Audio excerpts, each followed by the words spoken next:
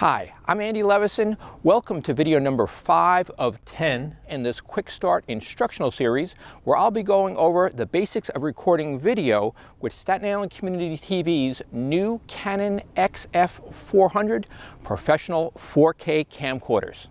It uses SDXC or SDHC cards. Slide the switch to the left and this door will pop up to make the two card slots visible. We have the camcorder pre-programmed to record in slot A. As you can see, it says push eject. So push down on the card and it pops up. We loan out this camcorder with one SDXC card in it that has a 128 gigabyte capacity. You're welcome to use your own card if you like. In fact, it's recommended. If you do use our card, just remember to transfer all of the footage off of it before returning the field production kit to us, because we will reformat the card immediately when you return it, wiping everything off of it so that it is ready to be loaned out to the next CTV volunteer field producer. Notice how one corner of the card is at an angle. Then notice the little card drawing next to the letter A. It shows how the angle of the card needs to be positioned when putting the card into the camcorder. Just press down until you hear it click into place. If you are going to use your own SDXC or SDHC card, please take our card out of slot A and store it in slot B. Then put your card in slot A. And finally, close the door. I'll go over how to format the card in just a little while. Okay, let's get this party started and get ready to record. Start by flipping open the lens cap, which is built into the lens hood. This is one of the favorite features of our staff. Then flip open the LCD screen. Power on the camcorder by sliding the power switch located on top of the camcorder from off to camera. You should now see an image on the LCD screen. If for some reason you prefer to look through the small viewfinder on the back of the camcorder, you will notice that it is not currently powered on. Pull it back towards you and it will power on. If you like, you can tilt it upward. On the underside of the viewfinder is a focus slider that you can slide left and right to get the optimal adjustment of the diopter for your particular eyesight. I personally almost never use the small viewfinder, so I keep it in the pushed in, powered off position so that it does not use any extra battery power. The only time that I use the viewfinder is when the person who is on camera wants to see themselves. I flip the LCD screen toward them, allowing them to see themselves, and I pull the viewfinder out, powering it on, and giving me a view of what I'm filming at the same time. We are just about ready to record, but we want to format the card first. Actually, the term that Canon uses for format is initialize. To do that, press the menu button on the back of the camcorder. That will make the menu appear on the LCD screen. Touch this second tab from the left, which looks like a film strip. This is the recording setup section of the menu system. And then touch the number 2 to go to page 2 of this section. If, however, you are like me, you might find it easier to swipe left and right to go to the page of your choice. At the bottom of page 2 of the recording setup section, you will see Initialize. Touch that, then select Memory Card A, and finally at the bottom of the screen, tap Initialize. It brings up this warning to make sure that you know that you are about to erase everything on the card. Tap Yes. And there it goes. Even if you are using a brand new card of your own that has nothing on it, you want to initialize the card to make sure that it is formatted to record in this particular camcorder. Touch the X in the upper right corner of the screen and you are out of the menu system. Let's start recording by depressing the main record button on the back of the camcorder. You'll hear a beep and see the timecode number changing. Depress the record button again and you'll hear another beep and see the timecode stop. Depress the record button again to start recording, and then move your right hand to the zoom rocker that is on top of the camcorder body, just above the record button. Press down on one side of the zoom rocker to zoom in. Press down on the other side of the zoom rocker to zoom out. When the subject is far in the distance, the Canon XF400 has the ability to extend its focal range to 30 times without a loss in resolution, giving close-ups at concerts and sporting events that were previously unavailable. Now I'm going to press the record button again to stop recording. To review the videos that were just recorded, slide the power switch on top of the camcorder from camera to media. On the LCD screen, you will see two thumbnails representing the video clips I recorded on the SDXC card in slot A. I'll touch the first and it will start playing back. After the first video clip finishes playing, the second clip will automatically play. To record more videos, I slide the power switch on top of the camcorder from media back to camera. By the way, I highly recommend that when you go to film on location that you do a quick test shoot and then play it back to confirm that you're recording video and audio optimally. Now let's remove the camcorder from the tripod to film handheld. If the strap is too tight or too loose, then adjust the strap accordingly. Notice that my thumb naturally lines up with the record button and my next two fingers naturally land on top of the zoom rocker. This is very comfortable when filming at or above head level. Just tilt down the LCD screen for the best viewing angle. And if you would like to film with the camera at waist level or down by the ground, which can be a great creative choice, just move your hand to the top handle. On top of the handle, there is a second record button and second zoom control so that you can hit record and zoom in and out regardless of the creative angle that you are using. One of the most amazing advancements in the Canon XF400 is its dynamic image stabilizer, which helps to smooth out shaky handheld shots. This camcorder, without a doubt, has the best image stabilizer of any of the many camcorders that I have used and tested through the years.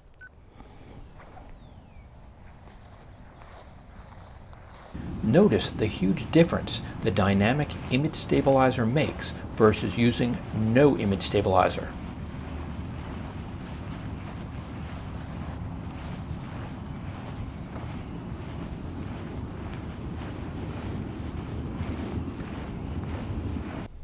While the camcorder is off of the tripod, I want to demonstrate how to change batteries. This is a little unorthodox because these batteries release downward instead of the conventional upward release of most camcorder batteries. The Staten Island Community TV Field Production Kit comes with 4 camcorder batteries. In addition to the one on the camcorder, there are 3 in this small black tote bag. The other 2 batteries that you see are for the on-camera light. Turn the power off on the camcorder and then swing the LCD screen closed. With a good grip on the handle, turn the camcorder upside down. Then slide the battery release button toward the tripod plate and lift the battery straight up. Line up the fresh battery with its contacts facing down and then slide the battery down into the camcorder battery slot until it clicks. You're good to go. When you come to check out the Field Production Kit, I'm expecting that the camcorder will be in auto video and auto audio modes, as opposed to manual video and manual audio modes. In this quick start instructional video, I'm looking to keep things as simple as possible in order to get you started making your own television shows as quickly as possible, which is why I'm focusing on showing you how to film in full auto modes. In the vast majority of filming situations, auto modes do a fantastic job and free you up to concentrate on recording your show. Notice the location of the auto M switch. M is short for manual. To change the video mode, I'm flipping from auto to manual, just to show you what's here. If you'd like to learn more advanced manual functions and techniques after watching the first 10 videos in this free instructional series, then take our hands-on training. During the hands-on training, our staff will be happy to help you advance your learning. All 10 videos in this quick start instructional series are available to you for free on our website, SICTV.org, and our YouTube channel. Now, to continue in auto video mode, I'm flipping the auto manual switch located on top of the camcorder back to auto. Now I'm going to talk to you about the very important ND filters, which are basically sunglasses for the lens. So they will only be used outdoors. Regardless of whether you're going to be filming in auto or manual video modes, you will need to know how to adjust the ND filters. Even if you're going to be filming indoors exclusively, you'll need to know how to adjust the ND filters, because the last person who used a camcorder might have left the ND filters on, or it's very possible that by accident you tap the ND filter button. So you will need to know how to turn the ND filters off. There are 3 ND filters of varying darknesses. Is that a word, darknesses? By the way, ND is short for neutral density. Simply press the plus or minus ND filter buttons to make the image darker or lighter. As long as the camcorder is in auto mode, it will automatically help you to find the appropriate ND filter by blinking ND on the left side of the LCD screen, if it wants you to make a change. When you reach a filter that the camcorder finds acceptable, ND will stop blinking on the screen. When you're filming indoors, almost never use an ND filter because it will darken the image too much, and to compensate, the camera in auto mode will electronically brighten the image, which is not a good thing. I want to mention one thing before concluding this video. When filming outside in relatively bright light, the brightness of the LCD screen can be adjusted so that it's easier to see. Press and hold the DISP button, which is short for display, until you see the LCD screen get brighter. Just remember to reverse the process if you're going to be filming indoors. So that completes the basics of recording video with our new Canon XF400 camcorder. Now onto the setup and operation of our new, very lightweight Manfrotto carbon fiber tripods. This tripod has some advanced but unconventional features that make it unique. You need to learn these features in order to securely mount the camcorder on the tripod and make adjustments for best performance. The fastest way to extend the legs of the tripod so that they are all exactly the same length is to keep the legs together. Start by opening these flip locks on the lower section of the legs. Extend them fully, and then close the flip lock. So now the lower sections of the legs are fully extended. Now going to the upper sections. Let it come all the way down, but don't lock it. All the way down, but don't lock it. And now you're going to put the feet of the tripod on the ground and then let it slide down until the top of the tripod is at about chin level. Okay, right there. And now close the flip locks on the upper section of the legs.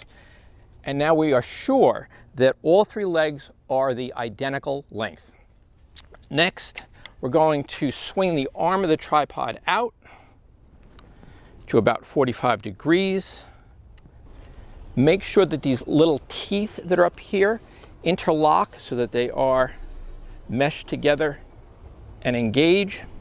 Now let's extend the legs of the tripod out. There are clips that hold the legs together. Just press out and they will pop off. Then swing the legs out as far as they go. Now we have a stable base to mount the camcorder on. But before we do that, we want to level the head of the tripod. Underneath the top of the head is a level. It may be a little bit hard to see because it's kind of shaded by the top of the tripod. So if I release the tilt lock and tilt the head down and then gently tighten the tilt lock, I will have a clear view of the bubble level. Now to move the head, there is a knob at the bottom of the center column, which I loosen, and now I can reposition the head. I'm going to turn this toward me so that I can see the level. I'm going to position it so that the bubble is in the center of the level, and then retighten the knob at the bottom of the center column, locking the tripod head in place. Then I release the tilt lock, and notice that the tripod pans and tilts very smoothly while keeping the bubble in the center of the level at all times. I like to have a stable base when I'm mounting the camcorder, so I gently turn the tilt lock so that it is locked, and now this cannot move up and down, so now I have a nice stable base to mount the camcorder. So I pull the camcorder out of the bag. On the base of the camcorder is the tripod plate. We always have it mounted on there. If it should ever become loose, you can just take a quarter and tighten the nut. The camcorder just clicks in like that. It's a little unconventional how this tripod mounts a camcorder, so I have a separate tripod plate that I'm going to first show you how to mount without the camcorder on there. To mount the plate to the tripod, tilt the plate on an angle and then carefully maneuver the left side of the plate between the left side of the tripod's head and this little bump or nub. Then push down on the tripod plate locking screw. That's on the right side of the tripod's head. That moves the locking pin out of the way. As long as things are aligned correctly, the plate will click into place. Then slide the plate forward or backward until the plate appears centered within the head of the tripod. Then turn the locking screw until it firmly locks the plate in place. To release the plate, I just reverse the process by loosening the tripod plate's locking screw 3 half turns. So that's 1, 2, 3 half turns, and then press down on the locking screw. This releases the tripod plate. Then tilt the plate to the left and lift up. Now I'll demonstrate with the tripod plate attached to the camcorder. Tilt the camcorder on an angle and then carefully maneuver the left side of the tripod plate between the left side of the tripod's head and this little bump or nub. Then push down on the tripod plate locking screw and push down gently on the camcorder.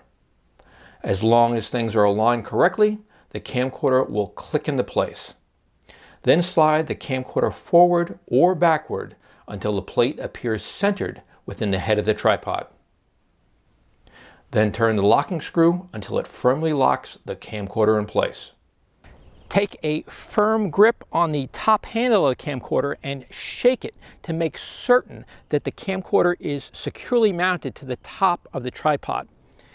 Many accidents have happened to professional photographers and videographers who thought that their cameras were securely mounted when in fact they were precariously balanced on top of the tripod, and then just a slight bump and disaster.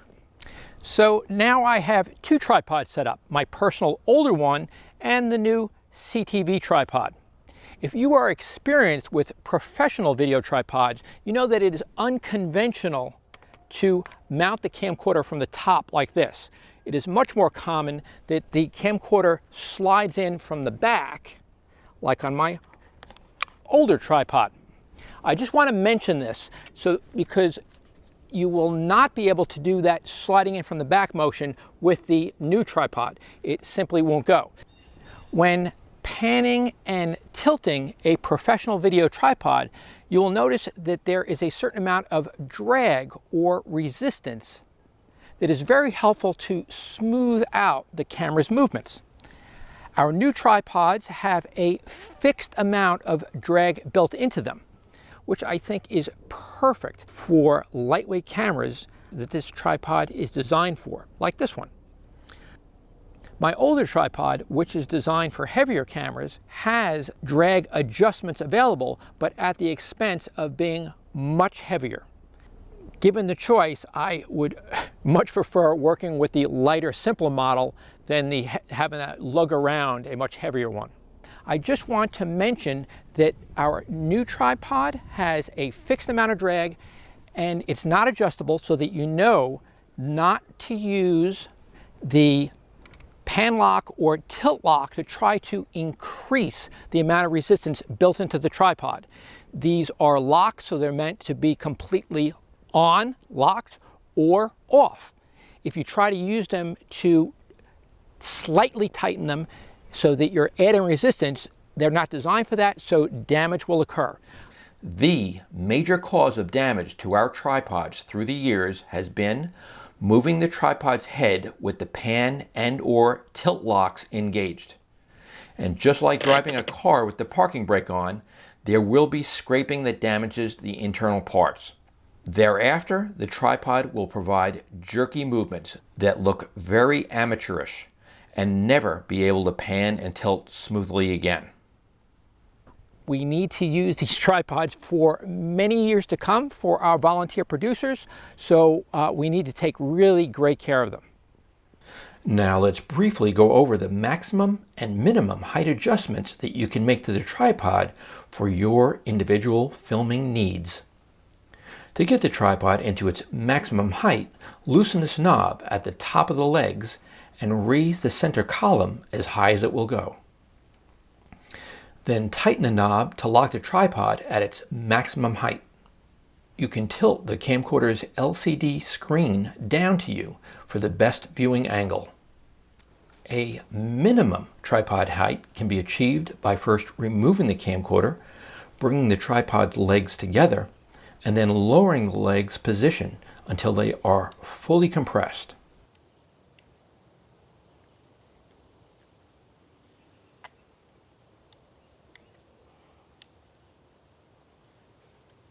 And then press the leg position locks at the top of each leg to allow the leg to swing out to the side. Actually, you'll need to swing the legs in to release them before you can swing them out. Re-level the tripod's head and then reattach the camcorder. Tilt the camcorder's LCD screen up to you for the best viewing angle. And that covers the fundamentals of setting up the tripod. In the next video, which is number 6 in the 10-part series, I'll go over the basics of recording audio with this camcorder and the 3 new microphones included in the field production kit. In video 7, I will demonstrate the basics of using all the accessories in the field production kit. I hope you found the information in this video to be helpful. Remember that repetition is the mother of skill. So if you watch the first 10 videos in this series a number of times, it will allow you to zip right through your hands-on field production training in just a fraction of the time. And eventually, with practice, the operation of this equipment will become second nature. Until next time, I'm Andy Levison for Staten Island Community TV.